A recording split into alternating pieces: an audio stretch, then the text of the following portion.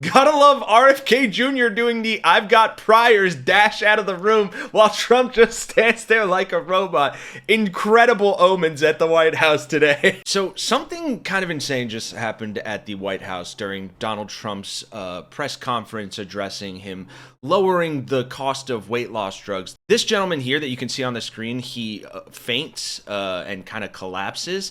But the interesting thing, as you can see from the title of this video, is RFK Jr. over here in this clip that I'll show you in a second. He just uses this as like an opportunity to run out and flee and just leave the room entirely. And people are calling him out big time online for this because, you know, he's the health and human services guy. And the internet was quick to like point this out and give him a ton of shit for it because, look, I understand it. If someone's fainting, like probably you want to give them space and stuff. And contrary to what he probably thinks, RFK Jr. is no fucking doctor. But you'll see, like, even Dr. Oz, who, again, light on the term doctor, he goes over to help and actually try and give this guy some aid and stop him from falling or hitting his head. And look, I am not a conspiracy theorist, but it is kind of crazy that just 6 months ago during Dr. Oz's swearing in, you had this happen where a little girl fainted and Donald Trump was given a lot of shit over his response.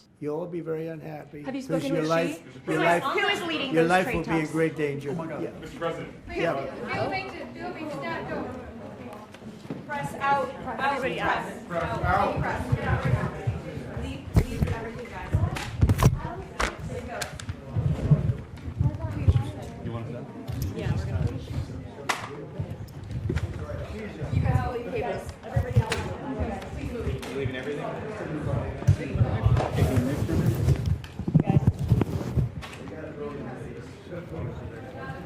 We'll drop it. Yeah, drop the cameras, please. We'll leave.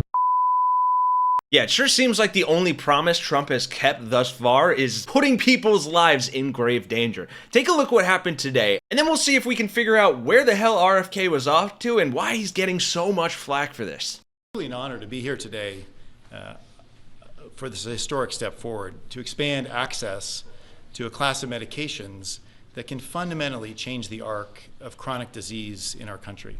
Of course, these are the incretin or GLP-1 agonist that we've been speaking about. For nearly 150 years, my company, Eli Lilly, has been investing in America. We've been advancing science and creating high-value jobs. But today, are you okay? Gordon, you okay?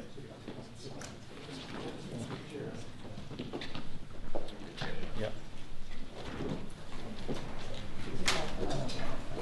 Press out. Press. We're going. Thank you, press. Press. Right, guys. Cameras. We're done rolling. Cameras.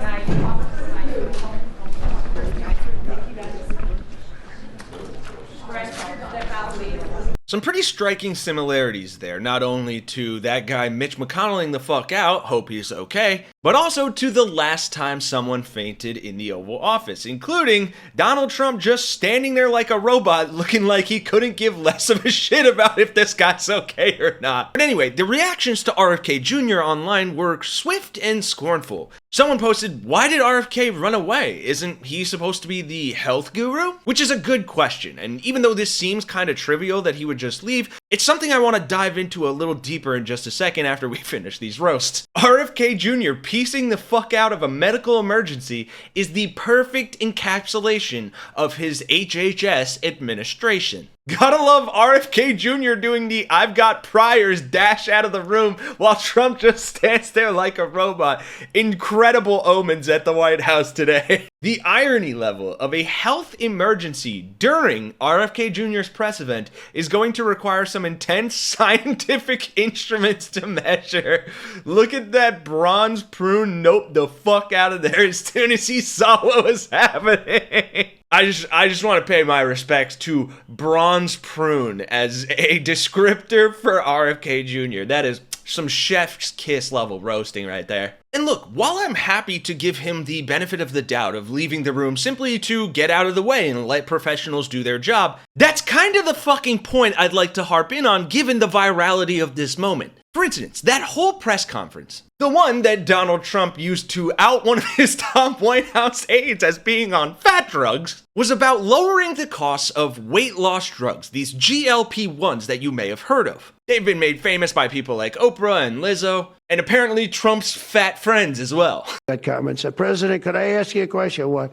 I'm in London, and I just paid for this damn fat drug I take. I said, it's not working. And while many people have seen success on these drugs, it's important to note that certain versions of them are not FDA approved, and the FDA itself still has concerns over them. And while Eli Lilly does have a couple of FDA-approved GLP-1 drugs, they also have at least one drug that they are currently seeking approval for. And as we've seen, the Trump administration and everyone involved in it loves to use the government as a corrupt quid pro quo system where if you slide a little money Trump's way through lawsuits or schmooze the guy with gifts in crypto, your billion-dollar corporation will probably get a little more profitable. But here's the thing. RFK Jr. here wasn't just shirking his responsibility to help out a guy who's fainting. He is shirking his entire responsibility of keeping the health of Americans in mind. So much so that HHS staff members have for months been calling on him to resign. This morning, more than 1,000 Health and Human Service employees are calling on Secretary Robert F. Kennedy Jr. to resign.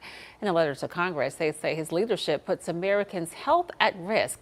This comes after the administration fired the CDC director and several other top officials resigned over pressure to approve new vaccine restrictions. Yeah, and that on top of the fact that this guy just lies for the sake of it, without using any semblance of scientific evidence to back up any of his wild claims. Forgive me if this gets chopped up weird and plays odd, I just don't want it to get copyrighted, but John Oliver has excellent points here. I know there are some out there who still think, well, RFK's weird about vaccines, but he knows a lot about health-related issues. Right. But you would be surprised by just how wildly wrong he can be when he is spouting alarming, official-sounding statistics. We are 4.2% of the world's population.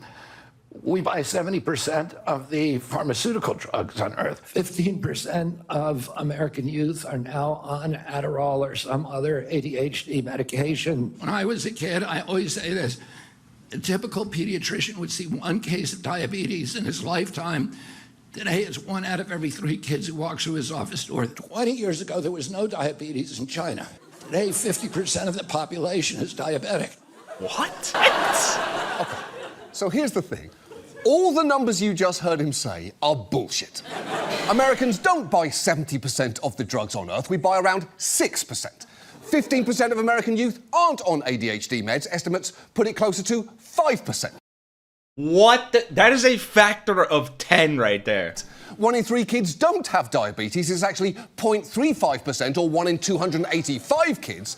And the rate of diabetes in China is roughly 12%, not, as I think you already know, 50%. Half of all the people in China do not have diabetes. So that in and of itself is the point. If this guy has no responsibility to a guy that's next to him fainting, then why the fuck would he have any responsibility towards the health of Americans? We're talking about the same fucking guy, by the way, who brought you Tylenol causes autism. Not even correlated. No, it causes it. Don't take Tylenol. Nothing bad can happen, it can only good. So yeah, in a way, did I co-opt him looking like a pussy in a viral video to slam his actual policies? 100%. That's the way the internet works. Welcome to it, folks. But if you stuck around this long, and if you appreciate the candor and the style in which we deliver the news, then do us a favor, help us become 1 million strong here at Really American. Drop a like on the video, subscribe.